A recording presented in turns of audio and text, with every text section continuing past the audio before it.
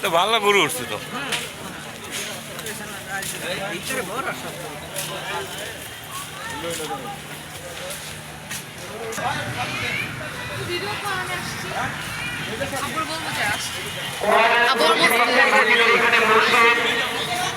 আবুল কালাম, মনির ভাই এবং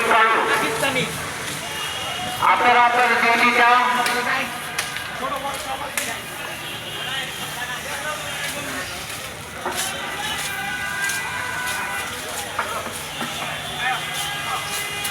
মাঠের ভিতরের ভলেন্টিয়ার আরিফুল, টাঙ্কির মধ্যে পানি নাই, আপনারা একটু দেখেন।